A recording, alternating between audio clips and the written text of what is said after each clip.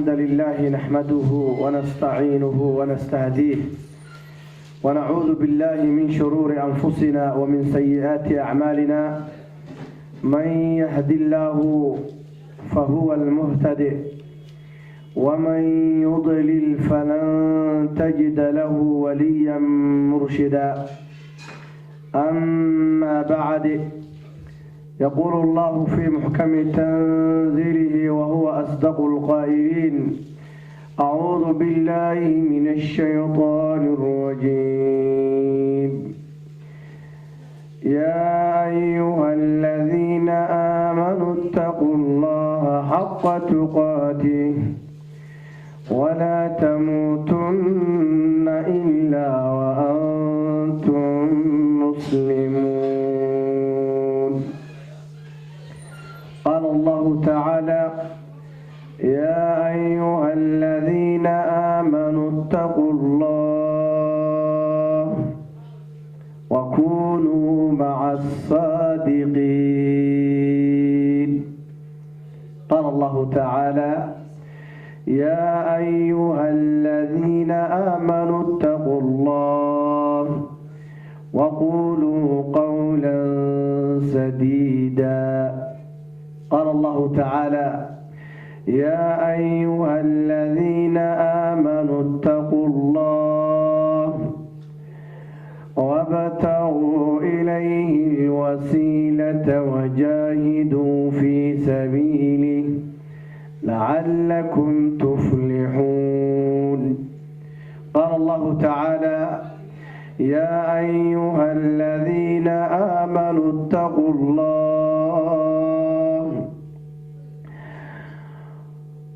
وآمنوا برسوله يؤتكم كفلين من رحمته ويجعل لكم نورا تمشون به ويغفر لكم ذنوبكم والله غفور رحيم. قال الله تعالى: يا أيها الذين آمنوا اتقوا الله ولتنظر نفس ما قدمت لغد واتقوا الله إن الله خبير بما تعملون. آياتها aynu maqlayno waxay ka wada bilaabanayaan si isku mid ah cabsida Ilaahay subhanahu wa ta'ala. Bal aayadaha waxa ay ka hadleen adduunka waqti xaadirkan qof ku dhaqmay waa dhif iyo naadir. Ajeeb. qof islaamnimo sax ah ku dhintay oo sida Ilaahay subhanahu wa ta'ala u faray quraanka u faray oo nabiga sallallahu alayhi wasallam u faray oo Allah u faray oo sidaas ku dhintay waa dhif iyo naadir waqti xaadirka hadda lagu jiro. maxay aayadaha waxay ka hadleen runta la sheego in wanaag lagu hadlo in islaamnimo lagu dhinto waxay ka hadleen in amal khayr la hormarsado waxay ka hadleen acmaal aad u fara badan. laakiin maanta hadii qof walba ay la weydiiyo way adag tahay qof marka boqolkiiba boqol hela. soo cajiib ma hawlaaliyaa waxa weeyaan asbaabaha jannada lagu galaahayna waxa weeyaan waa in acmaashaasi ma aragti la laazimo. haddaba insha Allah barnaamijkeena waxa uu talagalay jaceelka quraanka in quraanka la jeclaado fadliga quraanka in la fahmo marka kadib waxaan gaari doonaa guusha ah in Ilaahay subhanahu wa ta'ala aan la kulanno oo Ilaahay subhanahu wa ta'ala aan jannadiisa aan galno. haddaba waxaan laga doonayaa walaalayaal quraanka kariimka ah Ilaahay subhanahu wa ta'ala wuxuu noogu soo dhiibay qof qiimo badan Nabi Muhammad alayhi salaam oo khayru khalqillah khatimul anbiya ayuu Ilaahay subhanahu wa ta'ala noogu soo dhiibay noogu soo dejiyay. wuxuu noogu soo dhiibay malak Jibriil ayuu noogu soo dhiibay walaalayaal. haddaba quraankaasi haddii aynaan maanta ku dhaqmin oo aynaan fahmin وأين قريهنا أين ما عرفت أين كدخن dhibaatooyinka amaanta aan caaba maqlayo dhan weligood ma dhamaanayaan maxaa yeelay dalka aan ku noolnahay hadda aan wada joogna caaba waa dhul gaal waxa looga dhaqmayo maxaa waaye waa dastuur gaaleed waaye haddii marka maanta meesha aan joogno uu sharci ka jiri lahayn meeshaan waxaa laga yaabaa kulligeen waa nimid annagoo maasha allah ilaahay uuna badbaadiyo nabadgelyo aan ku nimid marka waxaa ula jeedaa dhulka aad ku nooshahay xataa waa dhulka hadduu yahay uu sharci iyo kala dambeyn uu ka jiro wuu badbaadayaa annaga marka waxaan loogu baahan yahay walaalayaal nafteenna in aan qur'aanka kariimka ah aan sharci uga dhigno oo guryaheena aan ku dhaqno oo awlaadeena aan ku barbaarinno oo aan jeclaano qur'aanka kariimka ah marka waxaan gaari doonaa biidni illaahi jalla wacala guul ayaan gaari doonaa insha allahu jalla wacala hadda walaalayaal qof xanuunsan daawo ma ka maarmaa qof xanuunsan maanta haddii la yidhahdo ka hor daawo laguma siinayo maxaa ku dhacayo wuu dhimanayaa soo saas baa saas u badanta marka annagu mar walba waxaan u baahannahay qalbigeena qur'aan buu u baahan yahay qalbigeenna haddii qur'aan uusan helin jirkeeni kale wuu dhimanayaa sidaa darteed buu ilaahi wuxuu leeyahay aladiina aamanuu wacamiluu الصaalixaati watطma'inu quluubuhum bidikri illah ألا بذكر الله تطمئن القلوب هذا ولا ليال هدي أين قريهن أين قرآن كشدن وأين قريهني يا أولادني أين قرآن أين ما أركت أين كشدن وأين ما عنها أين كنخن الزوج كي زوجات أيسن أهل القرآن نقانين وأيسن قرآن كجعلانين أيسن موجنين أيسن اسكم موجنين waxaa meeshaas ka baxaya wax difaac la yiraahdo gurigaas cidlo noqon dhibaato baa ka dhalan waxa weeyaan tarbiya la'aan baa ka dhici waxa weeyaan waa lagu baaba'aya halkaas waxay markii dambe noqonaysaa hadda iyo soo bilaw haddana waad guursanaysaa mar labaad baad maaragtay qoys cusub dhisanaysaa waxaa haddana kugu dhacaya isla sidii leh maxaa yeelay qur'aankii baa sharcigii baa meesha ka maqan هذا ولا ريال حديث لقصه وريي ابن عباس رضي الله عنهما قال الرسول صلى الله عليه وسلم عليه إن الذي ليس في جوفه شيء من القرآن وحكوت المامي يقول لك قولي عليه قف عن قلبك سكجر وح قرآنك كمذا وحلم دي سيد قولي خربا أو مركا لك قولي ولا ريال سبحان الله guryaheena haddeenaan qur'aanka kariimka aynaan maalin walba aynaan fadhiisanin oo saacad kamida aynaan wada aqrinin oo aynaan wuxuuna faraayo inaan wada fahmin oo aynaan awlaadeena annaga aynaan tusinin qur'aanka inaan jecelnahay aynaan tusinin waxaa weeyaan gurigaas wuu burburayaa iska dhaaf gurigaaga inuu burburee naftaada xataa ayaa ما أركت دبعت والبقى يا مالو كوس ودقيس مالو والبقى دبعت وبات شيء جالسة مالو والبقى حطوا عرسة قف بني آدم أو على الأوجين حتى إنه ما أركت وطلف عن كوسينا يوم محايا القرآن الكريم كحكاجة تلون أكثر وكاجون أكثر إلى المقاشيد وكاجون أكثر إلى تكون دخلت والله نسجرين سيدا درتين guriga aan laga helin qur'aan oo aan lagu dhaqin iyo nafta aan qur'aan lagu tarbiyeenin dhibaato kama baxayso dhibaatada adduunyada waxa ka daran qiyaamada ama aragtay dhibaatada ka jirta ayaa ka daran maxaa yeelay maalintii yawmul qiyaame waxyaalaha lagu badbaadayo ee jannada lagu galaayo oo dhan qur'aanka lagu sheegay haddii aadan ogeyn oo aadan ku dhaqminna waxa weeyaan dhibaato adduunyo iyo mid aakhiro war la kulmaysa sida darteeda adduunka waxaad la socotaan wax aadan shaqaysanin lacag aadan shaqaysanin miyaad helaysaa ciyaar ku helaysid dhulka ma aragtay gaalada waxa laga yaabaa inay ceerta si sahlan ay ku bixi jireen iyo waxyaalaha ma aragtay ilmaha iyo hadda adduunka la adkaaday ilaahay subhanahu wa ta'ala hore kugu fududeeyay hadda waxa weeyaan wax walba si adkaanay adduunka isbedel baa dhacaya mar ka dambeeya hatta waxaad ogaataan gaalada ama ma aragtay qofka wax ku siinaya waxa la ogaaday hatta adduunka waqtiga lagu jiro hatta gaalka markuu adil lacag ku siinayo ilmaha lacag siinayo ha u qabin ciyaar inuu kugu siinayo wuxuu rajo ka leeyahay mustaqbalka ilmahaaga nantu weyn taas way marka wax ka weyn oo ka qaadanayo adiga ma ogin dan ka weyn oo kugu qaba adiga ma ogin saadarteeda wax walba aad shaqaysanaysid ayaad wax ku helaysaa xoogaaga iyo waqtigaaga iyo maaragtay iyo dadaalkaaga wax ku helaysaa haddaba maalinta yawmal qiyaama jannada haddaad doonaysid inaad geshidna waxaa lagaaga baahan yahay inaad shaqaysatid waxyaalaha jannada lagu galaana walaalayaal maal adduun ma ahan walaalayaal qabiil ma ahan waxa lagu galaahay waxa weeyaan kalaamka ilaahay subxaanahu wa tacaala wuxuu nafaray iyo wixii markaasi uu naga reebay wuxuu nafar ila fartoomo wama aataakum ar-rasuul faquduhu wama nahaakum anhu fantahu muxuu nafar marka quraanka waxyaalaha jannada lagu galo baa rabaa inaad isha quraanka walaalayaal wuxuu nafaray inaan salaada ogno wuxuu nafaray in sadaqada aynu baxsano wuxuu nafaray inaan xajino hadii aan awoodno wuxuu nafaray yani acmaal badan oo khayr oo nafaray in Allah iyo rasuulullah adeeco wixii nafaray fartoono wuxuu naga reebeen inaga marka laga haro sida darteed waxyaalahaas weeyaan waxyaalaha jannada lagu galo walaalayaal quraanka kariimkana walaalayaal waxa ogaataan maalinta yawmul qiyaama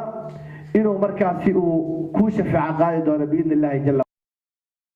uu ka reebayna ka hari jiray ajeeb imisa ayaa maanta sidaas ah walaalayaal qof walba dil weydiyo hatta waxa laga yaabaa naftada dil weydiyo in wax badan inay ka maqayeen aad ogaanaysa laakiin qofka inuu naftiisa la xisaabtamo oo naftiisa uu waaniyo shaydaan baa la dagaalamaya oo u diidaya inuu heerkaasi gaaro maxaa yeelay shaydaanku waa sidaad la socotaan kii yiri waa lumin doonaa isagoo sharafta Ilaahay ku dhaaranayo wuxuu leeyahay fa bi'izzatika la ughwiyannahum ajma'in saadarteed walaalayaal waxaan insha Allah jalla wa ala idin xasuusinayaa mar walba oo aan barnaamijka ugu soo talagalay in la xoojiyo quraanka kariimka ah oo waqti la galiyo oo ma aragtay oo shaydaanka naga xog badinin uusan ma aragtay oo dhigtaan in aan ka maqal dhigta kale oo ka saarin biidnillaahi jalla wa ala waxaan rabaa insha Allah jalla wa ala inaad isku daydaan intiina hadda maanta hor fadhisa inaad ma aragtay maalintii ugu yaraan hal aayad inaad akhrisaan hal aayad ba Allah ka dhigo waxa laga yaabaa shaydaanka inuu ku yiraahdo faatixada maalmo akhriya oo salaada ku tukada cudurdaar badan inuu kugu soo dejiya laga yaabaa oo markaas ka mashquuliyo laakiin ha ka ogolaanine jadwalkaagu waxaad ku dartaa hal saac ba Allah ka dhigo in aad quraanka kariimka aad akhrisid biidnillaahi jalla wa ala markaas weeyaan marka daawada heleysaan markaas weeyaan marka ma aragtay aad waxaad u baahantiin aad heleysaan Ilaahay agtiisa ka heleysaan maxaa yeelay Ilaahay subxaanahu wa ta'ala uu fiirinaya dhamaanteeda qofku waxa laga yaabaa maanta markuu arko CCTV camera halkan ku dhagan inuu soo wax dambi inuu qalad iska ilaaliyo maxaa yeelay camera ku xiran Soomaha haddaba kameradaasi nin qofka sameeyay iyo maskaxda sameysay ogow yaa abuuray walaalayaal Allah subxaanahu wa ta'ala waxaad ugu dhawaanaysid waa quraanka jacaylka quraanka aad jeclaatid dhageysigiisa aad dhageysatid oo aad ehelkaaga ku dhaqdid oo markii dhibaato kugu dhacdo aad u carartid ay xaqiiqi ka noqoto biidnillaahi jalla wa ala haddaba Ilaahay wuxuu leeyahay wa nunazzilu min al-Qur'an quraanka waxaan u soo dejinaba ma huwa shifaa daawo weeyaan walaalayaal quraanka mucjisaad badan tabcan dadku waxa laga yaabaa inay ugu yaqaaneen dadka inay quraanka ku akhriyo ma sha Allah in badan inay ugu yaqaanaan rajeynaya waxaan arkay mucjisaad aad u fara badan runtii oo aan anigu indhahayga ku arkay dabcan qaar kamid ah ka sheekeeyay waxa kamid ah walaalayaal hooyo Soomaaliyeed oo aan kaga hadlay internetka oo ummaddu ma sha Allah badankooda daawatay hooyada Soomaaliyeed wallahi walaalayaal ajiib xanuun baa qabtay jirkeeda oo dhan xanuun walbeena qabtaa sida ma aragtay dhiigkarka iyo waxyaalahaas iyo xanuunada dhabar xanuun ima xanuun waxyaalo fara badan iyo ma aragtay cudurro badan oo aanan soo koobi karin taqaatiirtii waa loo geeyay waa la waday waxaa u naqaanaa soo maha GP qof walba GP buu leeyahay waddankan oo lacag la'aan ah waa tegaysaa GP-gi markay joogto aad bay u oynaysay ilaa takhaatiirta dhan ay isku soo baxeen maxaa yeelay qof qeyrinayo haddaa meeshaas banaanka ku aragna kulligiin hadda waa baxeenaa saasaa laga yaabaa inaan wada cararno maxaa yeele dhib baa dhacay isleenaha soo ma way soo wada carareen dhammaantooda أحبتي في الإسلام تغاتير تنبع اسكو صبحين إلا تخترك جيبيغاس أطلي يوكا أو سرايا وحونا هويدا كويري محاكو دعان وحالي هويدا انتا صعود ريقبتا سيستم كبان كعرقنا وحالي يابا حنونات كان اسكو تغي إني حنوجينا يعني وحالي يري وواحد اسكا نورمالا حنون قوجي وحاس استعمال اللي يري كدبنا waxaa ay ku dhaheen hadda anaga wax ma ka caawin karno dhiigaaga waxa iska caadiye waxa la yiri baxo emergency ga wada emergency sharciga u yaalo wadanka Ingiriiska waxa waaye in ma aragtay aad 4 saac horta saf ku jirtid maxaa yeelay dadka kala daran oo xanuunsan meesha jooga qof walba dhibo emergency Allah waa la buuxa kulli takhaatiirtaas waxa weeyaan kii daran waxay u sameyn karaan qalliin degdeg ah iyo xanuun ma aragtay baabi'iyo oo xoog badan iyo waxa kastar bay fiirinayaan hooyada waxay tiri anigu emergency-ga tagi maaye waxa la ii sheegay tiri yaa quraan dadka ku akhriya ilaahay amarkiisa anaga fartado lagu soo fiiqay waana loo keenay wallahi walaalayaal waa qisada bay weeyaan oo anaga indheena ku aragnay garbaha baa laga hayaa gabadhay dhashay iyo wiilkeedii baa laba dhinac ka hayaan oo marba lug bay qaadaysaa si tartiib ah ay wali u qaadaysaa baa koortan wali aad bay maaragtay ugu socon karin subhanallah wala soo galsho walaaliya sidaan la socotaan annagu xarunteena waxaan ummadda free xoolana kama rabno ilaahay dartii waan quraan ku saarayna aan dhahnay ummadii waxa weeyaan dad sixir qabo oo jin iyo wax ku dhacay oo maalin walba quraan u baahan baa jira takhaatiirta ma qof walba xanuunsan oo qofka tabartiisa aan awoodin maxay dhahaan waxa way in la iska daweeyo Soomaha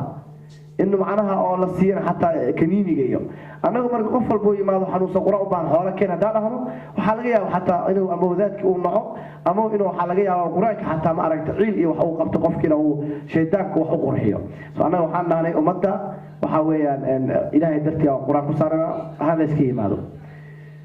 marka hooyadu dad ahlu qeyr baa soo tilmaan saas baa loo keenay xaruntii waa la soo galshay walaalayaal waa fadhiisiyay waxaana indhaha isku xir ilaahay ku shukri nicmooyinka ku siiya ka weyn baan yiri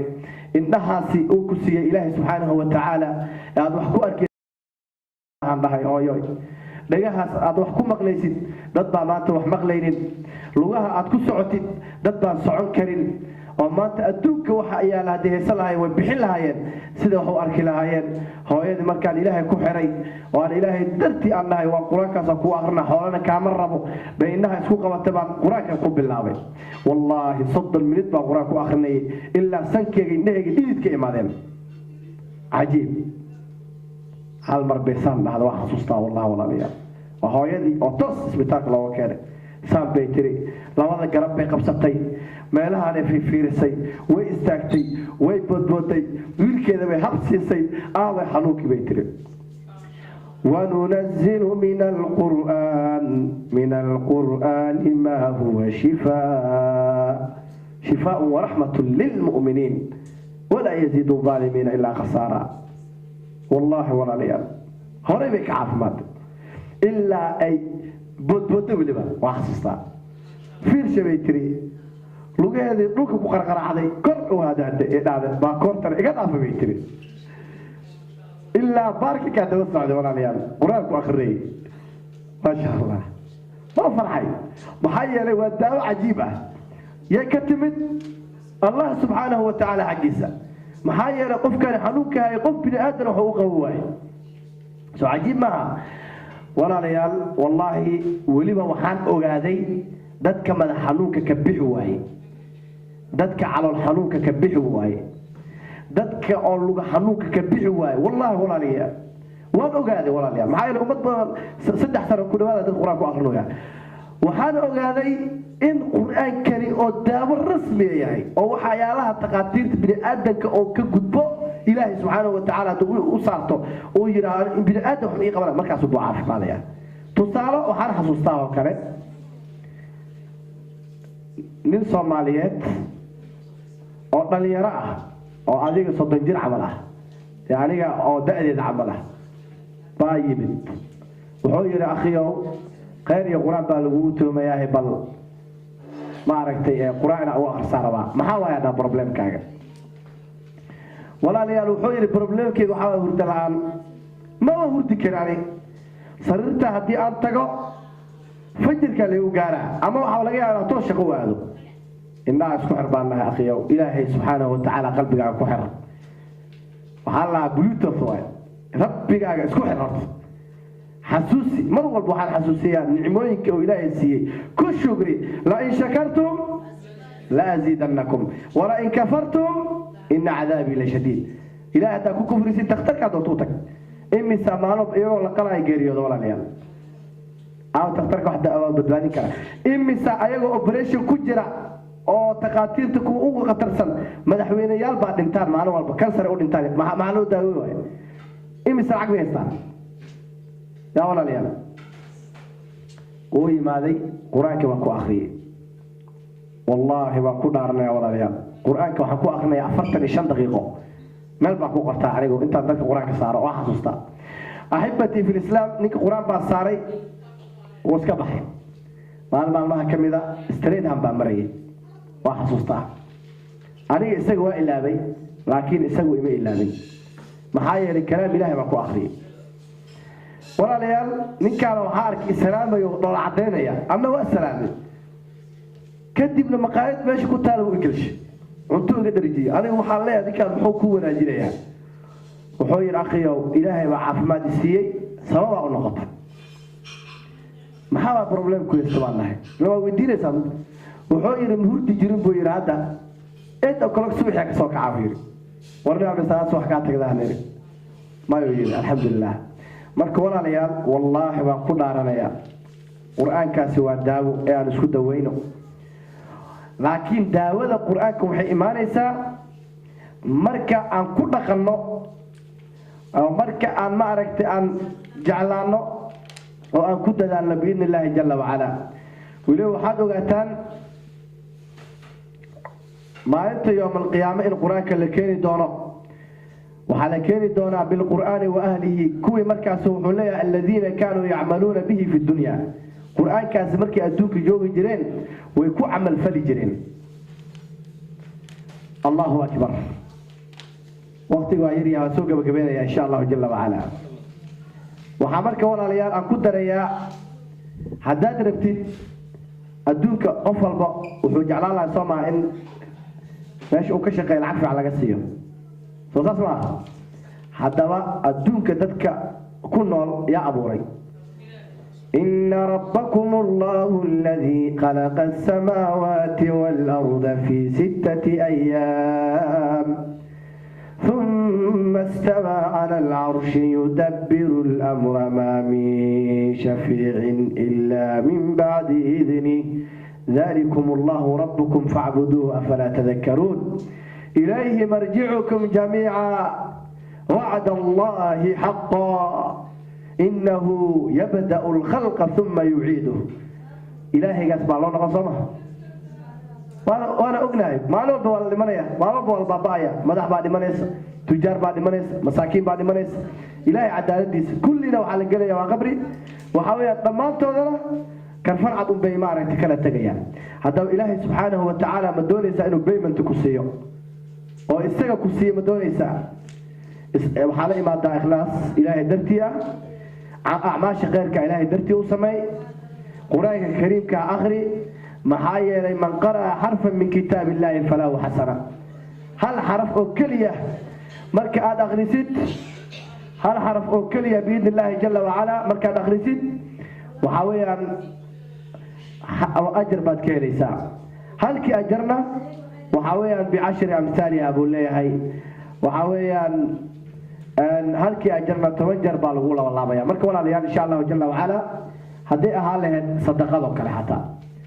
أعماش صدقة حتى ودام مع النبي صلى الله عليه وسلم يقول لي هاي كيني حنوسن كدوية عجيب هذا عن كاد لأن القرآن كواداه صمه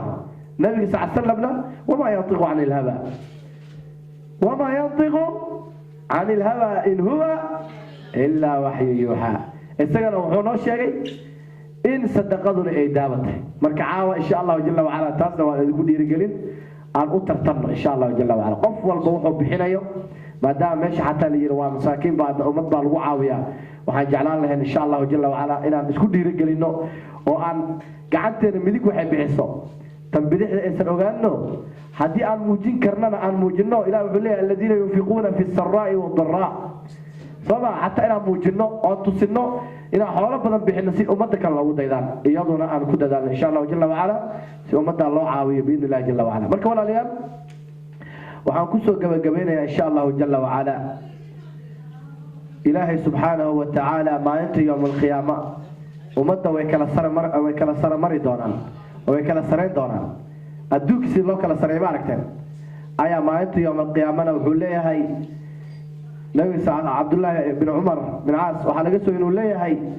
قال القرآن وحلو يري دونا ما أنت قيامها أو حلو ديه دونا اقرأ وارتقي ورتل كما كنت ترتل في الدنيا وحليها ولا ليال آخري أو كروا بحد الرجوين كجنة اللي كر ماش أول سنة سوالف بدجينا وحين كوحرنت عليك ماش أسقارسيس عليك كوحرنت بركة واحد ليه لهاي نفتي نما عن كب اللونو وقت حاضر كان عن هذا اليوم سيستم كاجا واحد كتر ستة لو قرب ما يساي خبر لو متر نسوق يسمع عن سيستم كان كشنو الدنيا ما يساي وحاول وحصامرت عليك وير بيبي gurguuranaya lugeynaya socod baranaya haddana waxaad timid inaad maaragtay guur martid oo maasha Allah haddana waxa weeyaan mustaqbalkaaga nolosha heerka bay martay kala duwan aakhirkan waxaad gaaraysaa duqnimo kadibna waad dhimanaysaa marka waxaad ku dadaashaa insha Allah jalla wa ala intaadan dhiman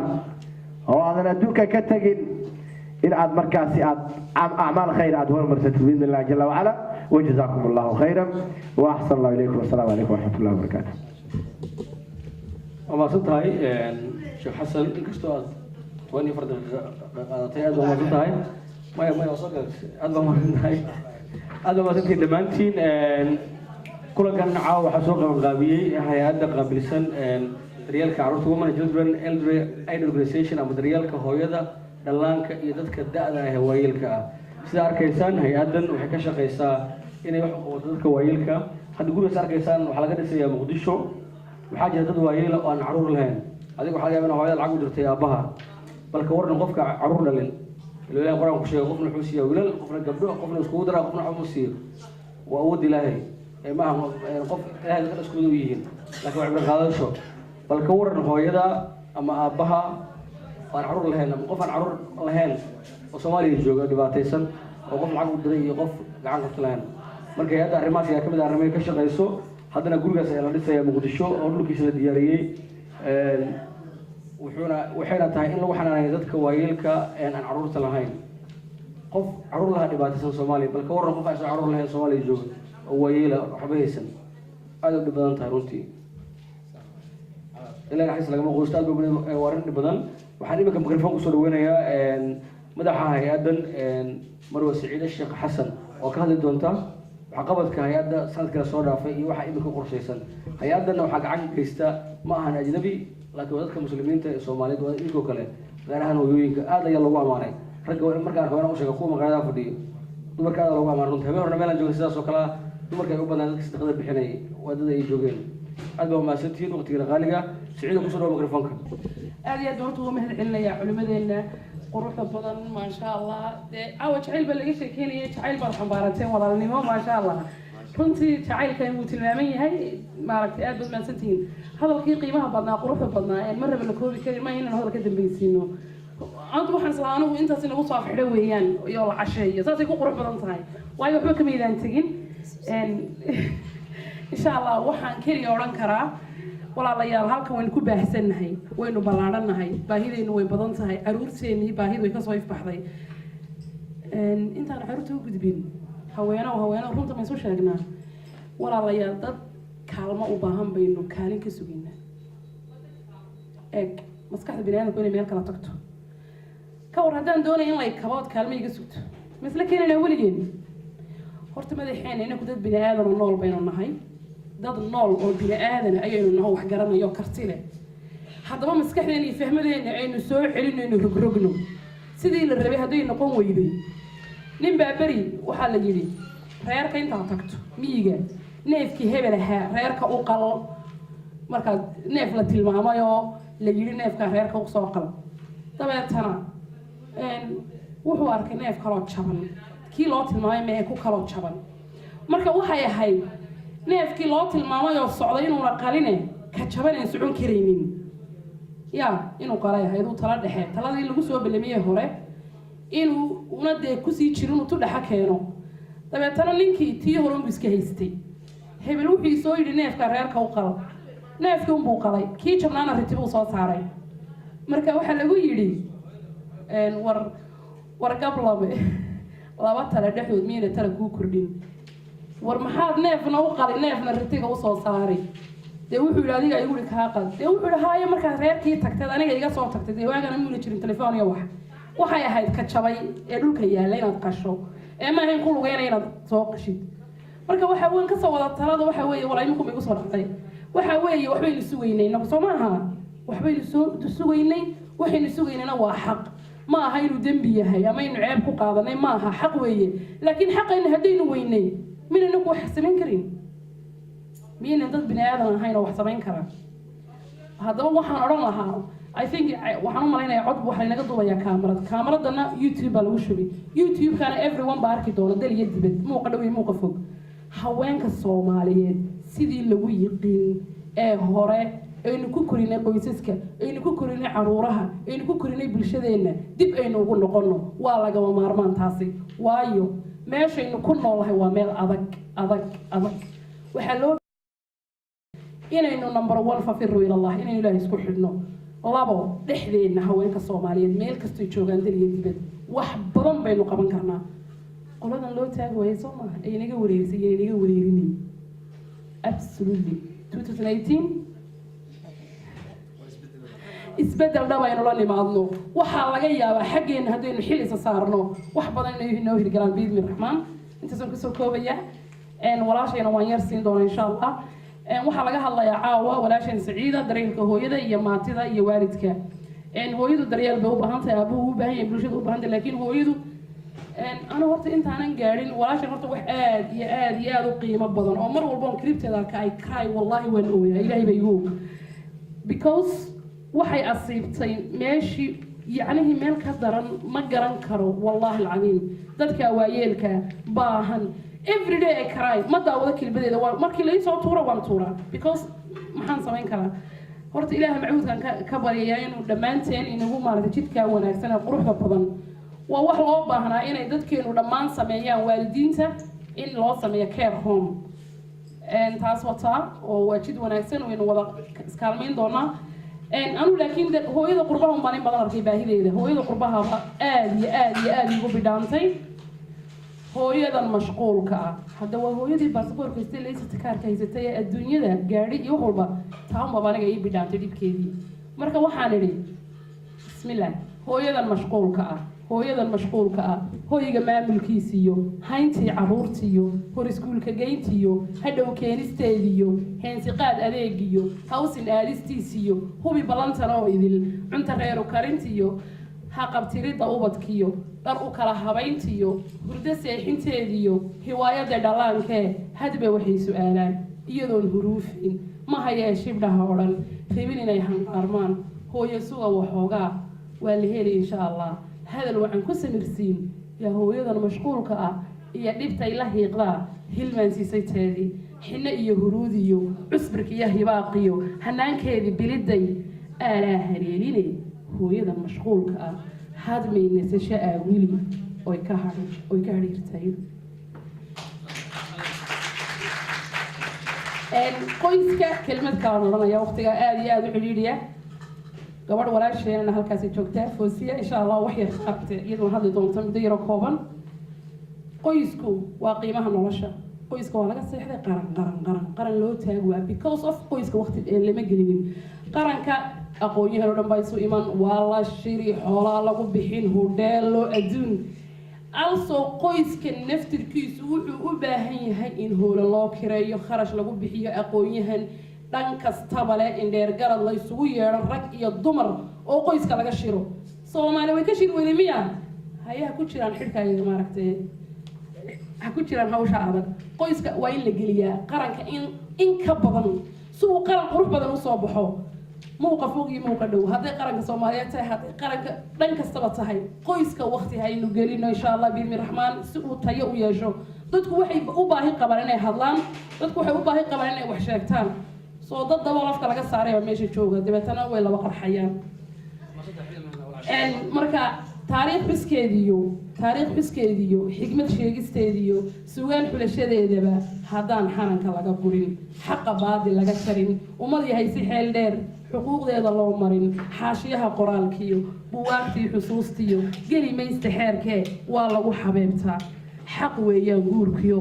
allaha xaakimaa xukumay qur-aankaa xaqiijiyo xadiidka inoogu taal ogow labadii si xaqa xalaal isu guursadee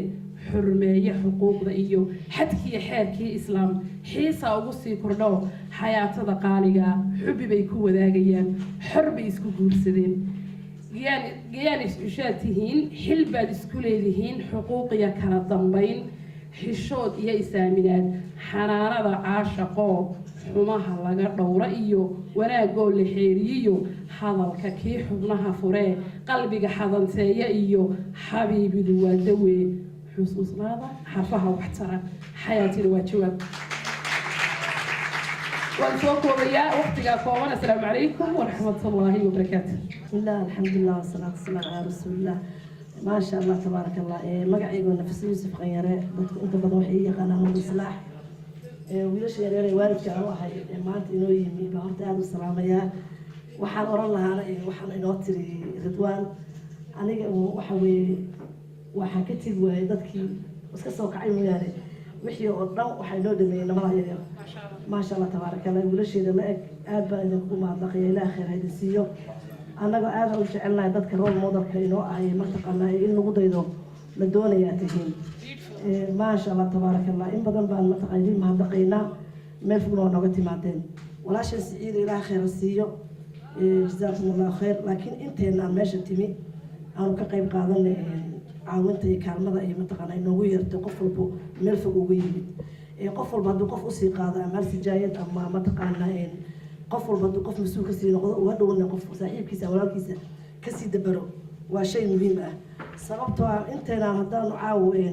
ma yarin aanu ka qayb qaadano wad arkaysaanu hooyooyin aan lahayn ubad iyo mataqaanaa meel ku hoydaan qof kasta way garan kartaa insha allah wasu kaalmaysanaynaa arrinkii aanu ka hadli lahayn oo dhanna wiilasheeda dhameeyey aniga qoyskaan inta badan ka hadlaa oo burburka qoyska laakiin caawa jacayl baa yaallo dagaal ma rab inaan qaado inta badan waa dagaalamaayo anigu waad ogtihiin marka dad badan baa caawa isleeyihin islaanta yar maxay usoo kacday meeshiiba joogta lagu dagaalamayay markale aniga hawshaas ka dhiganayaa waqtigoo yar awgiis laakiin waxaan rabaa oo keliya midna is xasuusino dardaarana baryahan waxaa aada usoo batay waalidiinta soomaaliyeed rag iyo dumarba marka laysqabto marjac ma lihin loo noqdo maadaama marjac uuna jirin guryihiina ay dahaaran yihiin oo qof walba gurigiisa u xiran yahay soomaaliya marka wax ka dhacaan waxaa dhihi jiray tuug baa soo dhacay marya baa la sii qaatay reerkaaba alaab laga xaday tani ma jirto nin walba baabkiisa u xiran marka maxkamadaha la yimaado marka mudaharaadyada la isku arko marka facebookyada maxaa dhacay reer baa ilma laga dhacay reer waaba dad caadiyo boobaa socda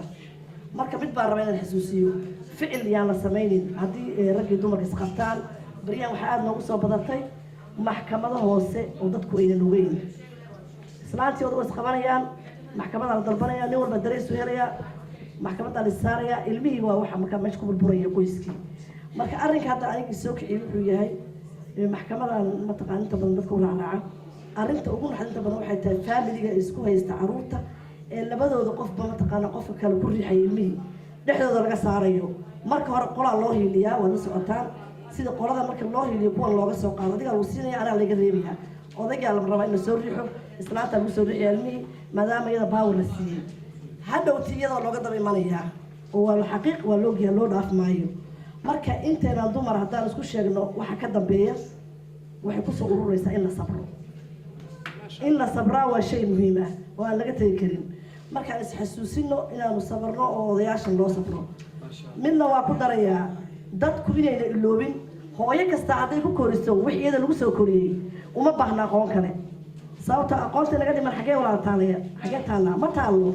aqoon waa tii hooyada lagu soo korisay qof walba marjac waxaa u ah wixii isaga lagu soo koriyey insha allah biidnillahi alkariim dhammaantiina wanaagsantihiin aad mahadsantahay waqtiga celinuga waxaan imika u yeerayaa saciido sheekh xasan isku sheegno oo isku waansano rag ma haystaan markaa jid martid maqaayadaha hortooda ragaa dhooban meel kastoo la tago dugmada rag lee hor dhooban marfashiyo rag lee jiraan marka ma la heli karaa sheekh xasan maadaama adiga reer UK isla nahay ma la heli karaa rag saan oo kale intay keligood isku wacdaan iswacdinaayo dumarkeenii macnaha maadaama ay daaleen waddan qurbe aan joogno aan is-ceshano midba midka kale ma dhihi karaa aan reerkeena dhuugsano ma la heli karaa taas waa marka insha allah tacaala waan u duceynaynaa galabta inuu ilaahay caruurtooda iyo maamooyinkooda daalo hooyooyinka soomaaliyeed strong waaye waxaa arkay jidka markaa soceysa hooyo maasha allah tabaaraka allah 5 wada 6 wada 7 8 hooyooyinka kale ma laga yaabo waxaa hor socda xaajiyaashoodii baabuurka albaabka loo furaa ilaahay waxaan ka bari hooyooyinkeena tacabkooda inuu ilaahay ku qasaarino aabayaashu waa gabeen ilmahooda kuwa albaabka u fura allah uga dhigo marka insha allah tacaala waa mahadsantihiin waxaan maanta iskugu nimaadna meesha waxay ahayd sanadkii hore program aan soo bilaabnay jiray intii joogtaa og maam islaax oo kale maasha allah tabaaraka allah insha allah marada lagu soo noqonay walaashii ridwaan dhowr qofood oo inta kamid dad ujeeda qaarkood waa isku cusubnaha laakiin insha allah tacaala codka waa la garan karaa u malaynaa program oo ahaa every year twice aan waddanka tagaa inta badan waxaan soo arkay maalin maalmaha ka mid ah hooyo oo meel aan mucaawino ka qeybinayay maxay eeday 4 ciyaal iyo aabahood iyo gurigeedii waxay aaday maqrib camal dukaan markay soo noqotay gurigii 4 iyo macal aabihii dukum wadaakum keligeeda ahayd marka mucaawinada markii la qeybinayo gooniyaa la iigu sheegay dhibkeeda waa wareystay gooniya una sii baxay waxay ii sheegtay inay shaah ku karisay dariiqyada kadibna ay shaahi meesha ay ku karinaysay waxyaabo badan ee nabadgelyada darteed hooyadaas ay ugu kaliftay marka ilaahay subxaanahu watacaala waxaan ka baryaa idinkana aan ducayn kaga dalbanaa sadaqatul jaariya waxaa la yidhi hore u dhiiba lagaama haystee ama iska haysatada u heeraya maanta hadday tirada kugu timaado gabadhaada wiilkaada ugu horey maxaa dahab yaal maxaa lacagtaada laga bilaabaa marka intaysan taas dhicin insha allahu tacaala aan isku dhex wadno sadaqadii iyo futureka kale caruurta tarbiyada waxa aad maanta adiga naftaada u jecesha haddaadan dhibinin beri hadda ilaahay sadaqatul jaariya macnaha way dhici kartaa ilmihii laakiin waddanka aan joogno ku korinayno sidii waddankeena anaga ugu soo korno waalkeena ugu naxaysa ma dhacaysa inta badan marka warka waxaan kusoo koobayaa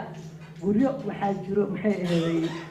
oo ka koobnaa 4 boos laakiin hadda 2 boosaa la bilaabay waxaan aad ugu mahadcelinayaa walaalkii cabdirasaaq jimcaale ee sanadkii hore markaan baxayay lacag maasha allah tabaaraka allah iga sheegin laakiin inaan xusoo ku qasbanahay because sadaqada qofka uu bixiyay gacanta rabbiga u gashay wuxuu dhahay aas-aaska booska masjidka qayb masjidaa jirto iyo qolooyin injineera soo qiimeeyey qaybta masjidka anaa qaatuu dhahay aas-aaskeeda dariishadaha iyo albaabada u dhahay asaana bilaab insha allahu tacaala aas-aaskii hadduu u socdaa dhamaystirkana wuu jiraa dhowr gabdhood oo gabar walaashay ifraax ducan jecel ilaahi subxaana watacaala kheyr ha siiyo group ay ka tirsan tahay almutaxaabaat fillah groupka la dhaho waxaa jira ayagana qarasho ay soo sanadka hore soo bixiyeen haddana ay soo bixiyeen wiiga ka hore waxaa jira ridwaan waa u malayna groupkeeda inaan ku tuuray 8 caruura oo aabahood dhintay hooyadoodna tahriibka lagu waayey awoowahooda waa yeela haysto meelay seexdaan ma haysto ilaahay kheyr ha siiyo walaashay ifraax ducan jecel groupkeeda maama fawziyo iyo ubax ismaaciil lacagahoodii 304 waxay qaateen 4 sariir 4 joodari 4 barkin iyo go-yaashoodii walaashay canuud ayadana ha loo duceeyo duca u dalbaa gabadhaas walaashay meel yara culays ka saaran yahay ilaahi subxaana watacaala arrimeeda ha u kala furfuro qof walba muraadkiisa alla u sahlo ayadana sariira ayay qayb ka qaadatay gabar walaashay oo reer saad hore 1 sariiray dar ha soo qaaday iyo 1 cunugka faalaaqaadkiisa waxaan la sameynaan waa wax sharciyan kolley inta aragta artay gurbida lagu tuuro waxa marka qofka laga qaado registration waaye maxay ahaday registration waa qofku wuxuu bixiyo kadib 2 mid waa sameynaa qofka iyo cunuga in la isku xiro iyo qofka markuu inta mari inuu feedback helo hadda dhowr gabdhood inta looga mahad celin doono gabar walba maamada ay kafaalo qaadayna bil walba markay lacagteeda siin jirtay saxiixan ka qaadnaa anaga marka hooyada loo geeyay qofkan saxiixi karin tiin baran wadana suula uu saaraya itus ay taabsii waa si anaga aan ku nabad galno wixii isku xirki loo sameeyo teeda kale waxa idin sheegaya qofka markuu wax qabanayo injineerka diyaaradda wadaayo ilaaha ugu talagalay inuu wado because geesinimada fuloodkiisa ku shaqeynayo midka musku shaqodaayo anaga markaa agmarayna sankaa qabsanaynaa hadduu noo qoodi lahayn musqul mala heli lahayn because asagana shaqadiisa waaye qofka dadka caawinaya gooni waay maama islaax oo kale maasha allah tabaaraka allah walaashay ridwaan oo kale markay dariiqada habeenkii wareegayaanoo markii la dhaho hooyo waxa uu qabto lagula xisaabtama maxaa dadka u qabata bulshada ma warkaa ka bisbista oo laba isku dirtaa maalin walbo ma dadka caawinta kelimada dayibka waa sadaqo ma laba qofooda dagaashana islaax u samaysaa beenanaas maxaa qabataa qof walba dib isugu noqo adoo keligaaya marka insha allahu tacaala warku idiin soo koobaa 18 carruur oo waxaa jiro kafaala qaad hal gabar hadda hal qaatay waxaa qaatay gabar walaashay dahaba la dhaho reer saad hool garaaday qaadatay inta kale macnaha insha allah waxaa jiro برنامج يرى إنت العشينا الذين داري دونا مركا إلهي سبحانه وتعالى أجر هذه السياق قفل بمشي وجوه وليس هيستو دلا بيشان هولا على قطاع لكن حاجره تذكر هو صوصانة أغلى دبل ويان أو دبل قنين الله سبحانه وتعالى أنتم سوء أديجين إله أديجين وحن أقاد يصير إلهي تذكر وقسوق هذا ويبارك إن شاء الله تعالى كويس عاون الله نقدره وأنا مهتم تلالك وادو حيجة ولا ليال طبعا والدين ويلا صعدان دليلتا والدي بنا ولا شكس طبعا والله يعني حقيقة ودايرة هاي لكن انت ام والد لشكستو ايا كبرا انت تذكر عن شكست والله حقيقة يعني تاسنا حكينا سوحيت هاي هذا البلن خدمة بلن كبرت ايجي مكتئي ما شاء تعالى واحد بلن كفايدي ساعة ولا ليال نصيحة يدي سين وات أرتين مكاد بودنا سوماي بابوكا وهارس دن مالا مقالدان دالين بلان بلان تتاقن سوماها وإلمينا وان كيف ملب بلان وحبسي كجراي لباتوين بلان دمانتي ونتاونيا حتى أدي أدي أيسن كوسا بسين دمانتي ونتاونيا ولا ليال دبكا أريبها سكشغة حتى جريدة قاكوت أي شيئين وحيالها دالينتا دراجس كيني قدان sabab u ah da anaga age-keena ama naga yaran wax yar naga weeyo ay waxa sabab waxay tahay ko familka aysan ku tarbiyeen mas'uuliyad fiican labaadna waxay tahay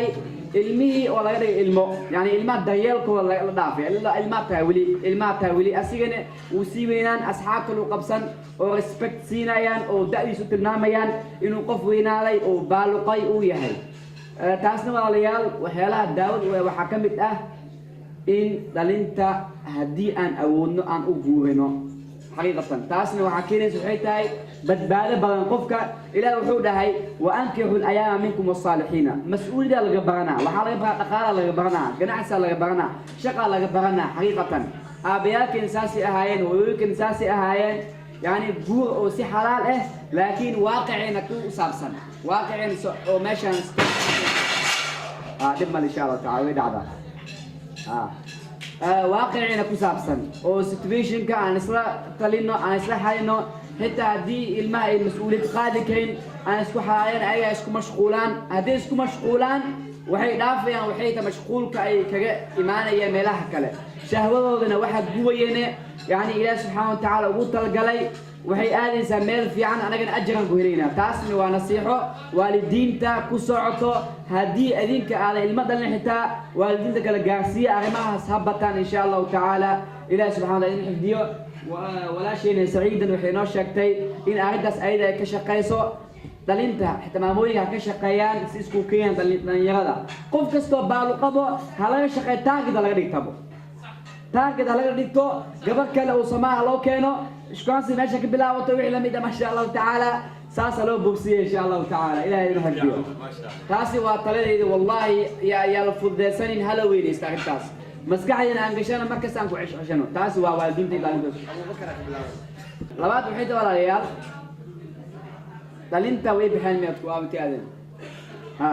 وعن ايغنا السينها وحيتا وانوين ان يعني انت ماشان جوغان والكو اي حسان فلان والدكودا أي وحسان فلان خاصة هويين كودا أي وحسان فلان أي فهمان يعني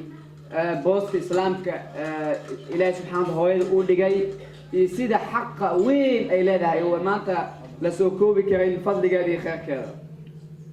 إلهي سبحانه وتعالى عن كعب سنة جل وعلا هو يمكن إنه إلهي سبحانه وتعالى والله هو يحق هذا وحا فهمك القفك المدلي والله بالله يعني حقيقة هو يحق هذا وحا فهمك روحيت هاي يعني قفك المدلي أما أبحت يعني ساسك بالعكس يعني ويت هاي وتاسن وعلمنا حلي ما وحي ننتو حلي ما شاء تعالى ما شاء تعالى يعني إني تاسميا هدنا ما شاء ولا شيء سعيدة إلى خير سيلها بركة يعني ولا شيء سعيدة اللي جل سبحانه إلها ونحيس وإذا ما تلاقي ما شاء مقعس وأن جاء مكسته أنا حسوسته ما شاء تعالى إله كفحي أيضا والله حقيقة بعد الله أي صوب وحي أوهد إن أي ماشان أن تكون ضمانتين ضد بدن هذا السياسي كل من ضد بدن وحي كل من قبيلك وكل من ضد بدن وحي كل من وحيالا ما لا يعني ضد بدن فدكودر فديان لكن أيضا وحي قوان ستي ماشي ما أبنا مشغول كذي أدون كمان قف أدون بريا قف بس المولية وأنا هويو إلهي سبحانه وتعالى وحن كعد سنة يا وحيت هاي ما عندك أي قاويه ما عندك أي أرديان إن أي وناجا ما أنت نقول مسيب إلهي وحن كعد سنة يا جل وعلا إن ملائكتي سيكسر دويان جندا الدنيا تبله متوسو أخيرا إلهي سبحانه وتعالى متوسو آمين يا حي قيوم لما أنت من سلوك لكن أيضا ما دام أي مدنتهاي إن قفك مدن سيدي قلنا يقولنا قطع أن أود إلى سبحانه وتعالى كاوان مغي تمام ما شاء تعالى ما من الجوي ما شاء تعالى كهلا إلى خير ما شاء تعالى تاسين وتلك الواية مشروع نصاب النكتي إن ما شاء تعالى طبعا وقتين هذا صوماليا waxay u baahan tahay ayada waxay targetkeeda ka dhigata waxay tahay women and children yani labada maato oo maanta bulshada kamid ah oo Soomaalida ah dhibaateysan oo yani dad garab qabta aysan haysanin labadaas waay hadii طبعا ayeeyo maama miskiin ah aan shaqaysan karin lixdan dhaaftay aan ognahay halahaasana soo shaqeynaysay aan garab qabano aan biilno maxaa ka wanaagsan walaalayaal واحدة وناكسن والله ملا صدقة أبحسن من لصعو هدي آذن هيسن حتى وناقة أوني يسن هيسن توانكا بان لواتنكا بان وحوين يعني أريد هيسن كلهن أيضا والله وحي يقول لغنتا وحي نورشة دمانتها أن كفر هنا إن شاء الله تعالى الشيخ حسن علي بكون وشكين دون إن شاء الله تعالى أن كرقب قادر إن شاء الله تعالى أنا قال هذا أيديه يسي إن شاء الله تعالى كرقب قادر بنبينا سبحانه وتعالى magacaygu waxaa la yiraahdaa waa Fawziya Salaad waxaan head of ahay company-gaanayto Youthlight Natural Skin Care la yiraahdo maanta aniga oo mataqaanaa magaalada iska socda ayaa programka la ii sheegay kama aanan warqabin oo isma aanan lahayn waa tagaysaa laakiin markaan in aan gartay in maxaa la yiraahdaa ay tahay waxa la caawinayo dad masaakiina inay tahay waxaan decision ku gaarnay company-ga Youthlight Natural Skin Care oo aniga aan u sameeyo haddii website-ka saambalana waa idiin qaybinayaa wuxuu jiraa company-ga wax yar ayaa history-giisa idiin sheegaya kabacdina waxaa idiin sheegi doonaa sida aan company-gan u caawin karo maxaa la yiraahdaa dadka masaakiinta ah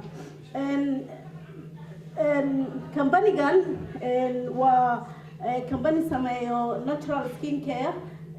kareemada dumarka ay isku qurxiyaan waxaan hirgelinay 4 sano ka hor waxaana lagu gadaa farmashiyaal badan oo UK waxaa lagu gadaa website-yada iyo dukaamada badan oo Soomaalida meelo fara badan ayaad ka heli kartaa hadaa min hal xab u rabtid hadaa jumla rabtid hadaa tafaariiq rabtid hadaa wadanka joogtid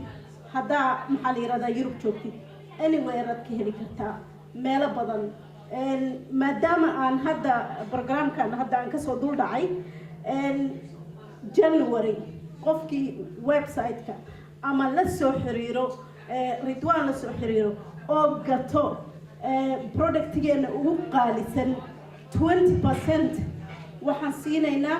charity-ga sayto oo magaciisa la yiraahdo women and children and elderly waan fahmi karaa أبايضا نيتو برنامج كان أنت أنا بلابن سعيدة برنامج كذا وفهم كرا شارتي أيا أسرية ولنا وأسرية إنك ودنك كهرج شيء ودنك أي كشقيسو حدنا ولي هاد أيان وأحد وحن معمولا سدحي طبعا خيبات أو كمدا مركون وندريمي كرا أبايضا برنامج كيكوتشتو محلي رهدا وانا لو باهني هاي dadka masaakiinta wax caawiyo anagana insha Allah sida ay shaqadan u garab istaageen waxaan diyaar u nahay inaan garab istaagno laakiin waxa laga maarmaan ah idinkan inaan garab istaagtaan obviously productigaas waxa la yiraahdaa spot on ton waa tan ugu qaalisan waa 27 pound qofkii gato 27 pound kaasayto 5 pound goes to the charity toos u aadaysa inta January and program kana program on Facebook ku tuuri doono meeshii doona halaga gato ma dhahayaan UK halaga gato anywhere oo laga gato will donate 5 pound to that to charity gaasayto aad ayaa u mahadsantihiin waxaan jeclahay oon rajaynayaa dadkiina Europe oo aad u gataan kareemada iyo dadkiina maxaa la yiraahdaa inta bajooga Ingiriiska ina aad uga faa'iideysataan sheekhadan waxaan leeyahay aad ayaa idin maxaa la yiraahdaa soo dhaweynaya idinkana saambaladiina waa kuwana maaragtay saddexdiina adaa xaaskiina u geysanaysid iyo hadaa mataqaanaa idinka isticmaali karaan waxaa ku jiro waxyaalo fara badan vitamins ku jiro marka maxaa la yiraahdaa waraaqahana waa kuwana waa isticmaali kartiin صاحبتنا ولا مرتي لقيت سنتين عاد يا أمها سنتين وكنا باين بوريتشنا يا قفكي وست لندن دقون أيضا ولا سحرير كرا قفكي جملة دكان هيستر أيضا ولا سحرير كرا السلام عليكم ورحمة الله وبركاته هذا يا السلام يا بسم الله دي dadka iwan garanaya hada ku shanshabku ugu tagaayo waxaan idin yiri gabdhow waxaan waa cream la isticmaalayo creamka waliba waa extra oil oo wuxuu leeyahay winterka waxa loogu talagalay cream gooniya kulaylaha cream gooniya walaalayaal dadkeena sideedaba hadduu qof Soomaali dukaan haysto isaga ka iibso hadduu kaashankaari xalaal yahay isaga ka iibso hadduu tuition macallin yahay isaga ka samayso dhexdeena please walaasheen way dhigtay kaarkeedii iyo telefoonada toos waad la xiriiri kartaan dib ma laha telefoonadooda waa kuwaas website-keeda waad geli kartaan anu caawa halkan u baan keenay كريمادن وعدي النايت كمان ما أرمى سكين كأننا كريم استعماله so إنت كريم إسكيب سنة إسكيب اللي ميل قف ولا لك أو صومالي أو بيزنس وقف إيده وانبضنا هاي وحنا نستعماله إنه ولا شيء فوزي أو كله أي قف كستا أو صومالي أو بيزنس لي أما معلنا استجه لقف إيده يستو إن شاء الله بإذن الرحمن مركله دلنتين إنه يستاجنوا عروتين إنه يدونوا جزاكم الله خيرا.